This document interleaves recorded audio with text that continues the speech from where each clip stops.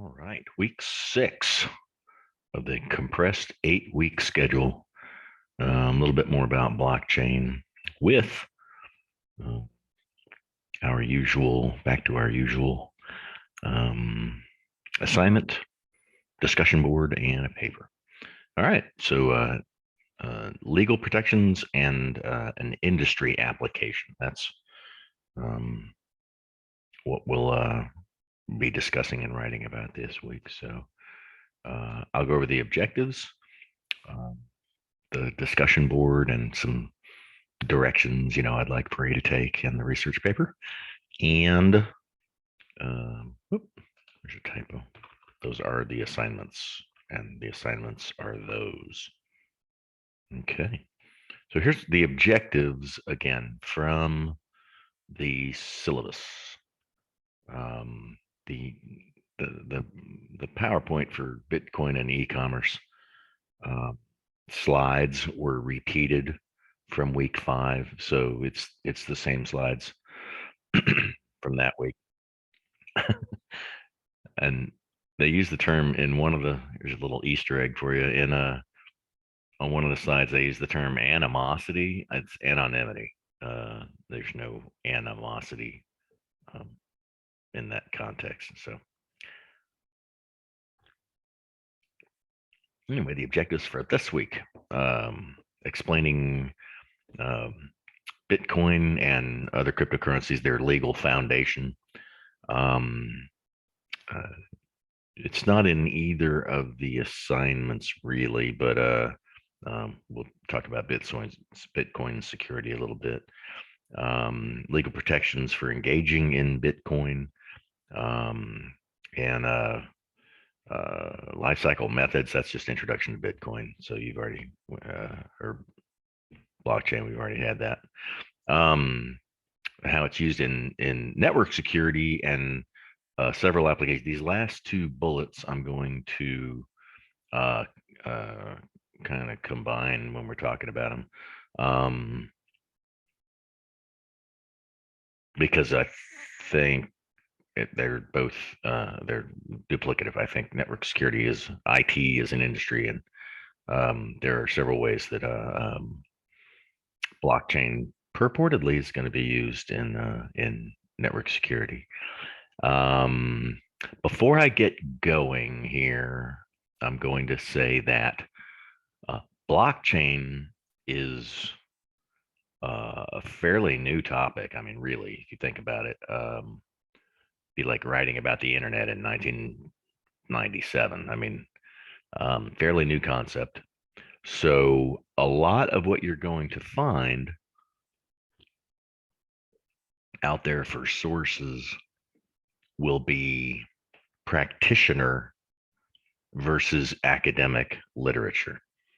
And practitioner literature is like The Economist and Wired magazine and Business Week and Forbes and Fortune and the Wall Street Journal and Harvard Business Review. Those are reputable periodicals that um, are from the people putting things into practice, or the practitioner literature. It's not the peer-reviewed academic journal articles like MIS Quarterly or uh, any of those, uh, traditional peer-reviewed journals. It's getting there.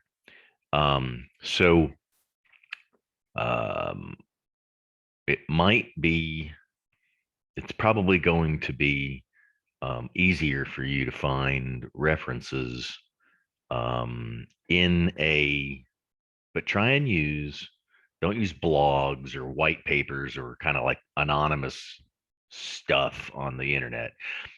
Use articles that have an author and a date of publication from a periodical that people have heard of, at least. You know what I mean? Try and up that. If you can find journal articles for what you're looking for, great. But anyway, that's one of the pitfalls of looking into blockchain. Another thing is that not much research has been done. If you can find a peer-reviewed journal article where researchers went into an organization or a group of organizations that had, say, this is just an example, say they had adopted blockchain for supply chain management. And every time an order was placed and material changed hands, an update was made to the ledger, and they used an open source blockchain technology to maintain an exchange like that, so that there was transparency and trust among all, like the typical blockchain advantages. If you can find where somebody went into a situation like that and gathered data either on transaction speed going up or going down, or trust going up or going down, or anything like that, where they actually went in, looked at an implementation, collected data, and reported the results of that. Your quintessential original research project. If you can find one of those, um, email it to me. Like I said, I don't get into blockchain much. I don't do much with blockchain, but during a previous semester, during a residency, I looked for a couple of hours trying to find original research um, on actual implementations. What I found was a whole lot of theoretical applications for blockchain. Um, Not so much real world. Now that's been a year or two, and things move fast in this world, this area of research. But I was unable to find a true original research project. Everything was, um, how blockchain could be implemented in some place, with the potential of blockchain and the potential problems with it, potential. There wasn't a whole lot of actual any. I couldn't find one. Um, so I had to kind of modify the assignment for that residency group. So anyway, all right. Well, legal foundations, and you can find this all over. Try to use credible sites that cite back to the actual government statements. Like I about half of my reading, getting ready for this, was on industry websites for the blockchain aficionados, but a lot of it was over on the government websites. So in the U.S., there's lots of concern about the anonymity. The U.S. government has its eyeballs deeply into the conventional banking system, particularly since 9/11, to trace um, the transfer of funds that may be used for terrorism. At least that's the intent. But then there's also, for years and years and years and years and years now, we've had an eye on financial transactions because of the illicit drug trade and other illicit activities, weapons, um, people, human smuggling, human trafficking, all those sort of things. So it is legal to trade in Bitcoin, but uh, um, there is concern, and it's treated like a commodity in the U.S. So if the value goes up, but you don't sell it, we don't tax worth in America. We tax income, whether it's from capital gains or wages. So when you sell cryptocurrency at a profit, it's income, and when you sell it at a loss, it also comes off. And there, I found some interesting reading. There's a loophole for the losses. Like you can sell cryptocurrency. Say you bought it at uh Bitcoin, at one of the peaks, 60,000, and it's starting to crash and you're worried, so you sell it at 30. Well, that's a $30,000 per Bitcoin loss.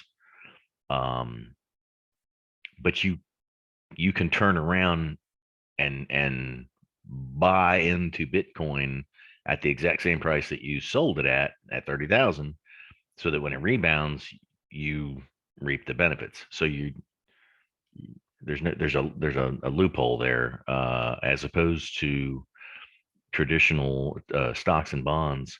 You um, you can't. There's a 30-day window on either side where you can't engage in transactions with that same security. So yeah, it is legal and taxable. But there's more. There are more laws that extend to like a mutual fund that has traditional stocks and bonds and other instruments, commodities, gold, silver, whatever. Um, um, and some say they invest in some Bitcoin. So there's more oversight over those diversified conventional sources. But really, I mean, when you've got this thing out there like Bitcoin that nobody owns it, the code is open source. I don't even know how they maintain the code. There's no way to have a Bitcoin.com website that is authoritative because nobody owns it. It's decentralized. Yeah, the whole concept just maybe I'm old, but the whole concept just kind of uh, goes against my convention. So that's all. Just quite the change in how that works. Security we've talked about before. The the security of the ledger. These, each transaction is a block in the blockchain, and this thing, even though it's just little tiny drops of textual data, it's up to 200 gigabytes now, and there are multiple copies that these different nodes on the network maintain and check for validity. And a couple of years ago, there were 10,000 copies of the Bitcoin um, of the Bitcoin blockchain of the Ledger database, all around the world in different super nodes. Um, but then, Bitcoin security, there are vulnerabilities to the algorithm itself, to the underlying technologies. But most of the vulnerabilities I saw were at the wallet level, where wallets could be like stolen off of a computer. There's online and offline storage, and uh, just good old fashioned losing your credentials, like someone stealing your password. I mean, someone steals your public key. Um, I'm sorry, steals your private key. It opens up just like anything else. So the underlying uh,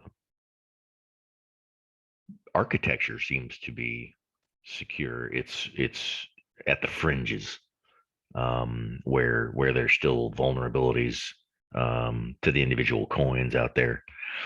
So there you go. And legal protections.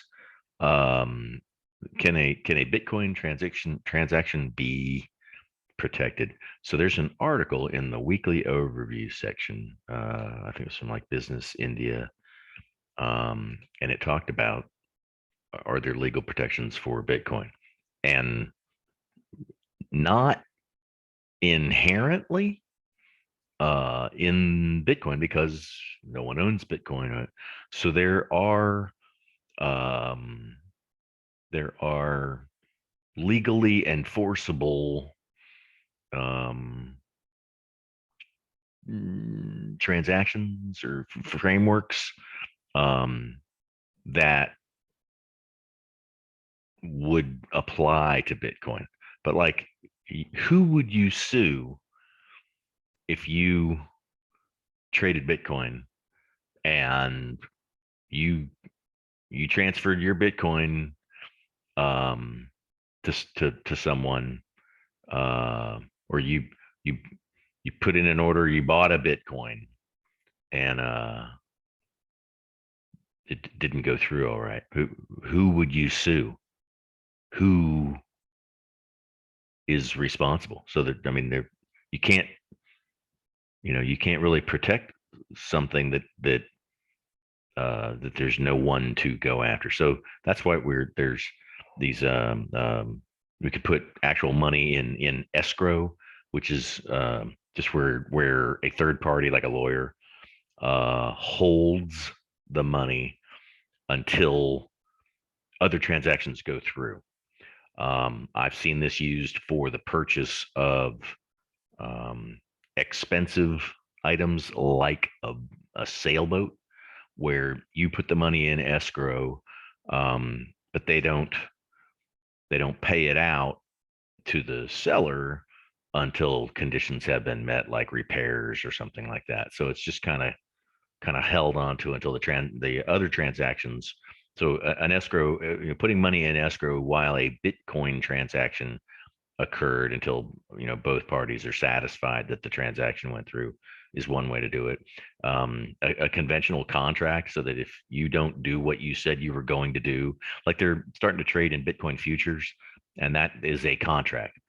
A future is I am on 6 months from this date, I will pay you a set amount for a set commodity. So if I'm betting Bitcoin's going to go through the roof, I could say 6 months from now I'm gonna pay 50,000 for Bitcoin, even though it's trading at 30 right now. Actually, let me check that real quick. It goes up and down so fast. Bitcoin, and in May it crashed in half. Let me look right here. Bitcoin, it's 43 right now. Let's see, over the last year. Yeah, we had that high of 62-ish, and then had a low crash around 32. So it lost about half its value in the span of about April 2021 to July of 2021. Yeah. So, ooh, yikes. That is just so volatile. You can't consider that a currency. That is not safe. Sorry, editorial comment. But it's rebounded somewhat. It's been as high as 50,000. Now it's back down to in this month. It was as high as 50. Now it's back down to 42. Uh, so anyway, there you go. Where were we? So yeah, I could, if I'm betting that it's going to rebound, um, I could make a contract with somebody that I will buy 10 Bitcoins from you at a price of $50,000 each 6 months from now. And anybody that takes me up on that is betting that um, it's going to tank, and it's going to be worth 30,000 in 6 months, and they'll be able to make a $20,000 per Bitcoin profit because they they bet it would shrink in value. So that's how that. But a contract would be the only way to enforce that. So there you go. And then binding arbitration is just where two or more parties agree that no matter what happens, they're all going to accept the decision of an arbiter, a lawyer, a judge, whoever they pick to be the arbiter of the situation, and that maintains anonymity because I don't I don't have to know who you are. I just have to see that you have agreed to the binding arbitration. So there you go. So there's yeah, legal. It's pretty new. It's pretty weird. It's like anything else in tech that's new and up and coming. Um, the technology advances faster than our system of government can adapt, like data privacy laws, for example. Technology moved way faster than we could deal with. Digital copyright and piracy and digital privacy and who owns what data and what right do you have to see what data about you a company has, and all of those sort of things. The technology just moves too fast, and blockchain certainly comes in that category. Okay, so 2 assignments this week, not too tough. The research paper. Okay, this is super simple instructions, right? So some of you um, missed some points on requirements and content. And that normally means you didn't read the instructions, or if you did, you didn't read them carefully and construct your paper to satisfy the required content. And as going back to week one, I mean, you can't just turn in any paper. You have to turn in a paper that addresses the assignment instructions. So I've highlighted in bold a couple of words here that are important. And if you don't write them, it's going to reflect. Okay, so we've reviewed how blockchain has made a significant impact on businesses and industries. Has made, past tense. Okay, so select one industry and highlight the advancements blockchain has had. I'll highlight that one too. Has had, bold, on that single industry. And like I said, if you can find a journal article that proves this, that doesn't just propose it, email it to me. Use it in your paper, but email it to me as soon as you find it. I'd love to see some real research. Now, some industries, one industry. What is an industry? An industry isn't a company. An industry isn't Starbucks. That would be, the fast food industry, maybe. Um, so use an industry, not a particular company. Now, if you want to use several companies um, that are from the same industry, like if you can't find any source material that talks about the industry in general, but you can find things that talk about manufacturers or I don't know, trucking companies or banks or whatever the case may be. Um, uh, I put entertainment industry because there's starting to be um, some anti-piracy with blockchain, which I don't really understand, but hey, put it out there. Manufacturing, the legal industry with smart contracts, So pick one industry and then write, the requirements 4 to 6 pages. Shorter, better, more concise is better. So you could do this in 3 pages. But yeah, past tense. What advancements that blockchain technology has had on that industry. And like I said, if you have questions, shoot me an email. Okay, and then the discussion is about the legal protections. So yeah, all you got to do is post a couple of paragraphs about protection in the U.S. and other countries. So I would like to see a section on the US and then at least one other country. But then if you really want to post something that's worth reading, you will contrast the protections in those countries and which ones you think are more advanced and the the law is serving this technology and serving people and promoting its use, whereas other places may be absolutely counter to it. Like I saw something about blockchain in in the Islamic law world. So there's many different scenarios where the law may be helping or hurting or lagging or leading. So there you go. Legal protections for Bitcoin users in the U.S. and other countries, and those protections can be none if you, and it can be outlawed. I saw something not terribly long ago that India was considering banning Bitcoin transactions. I don't know if people are getting in just too much trouble or with the volatility. I don't know. So there you go. If you have any questions whatsoever, please email me. We are in week 6. This semester is going to be over quickly. What, in less than 2 weeks? So let me know if you have any questions at all.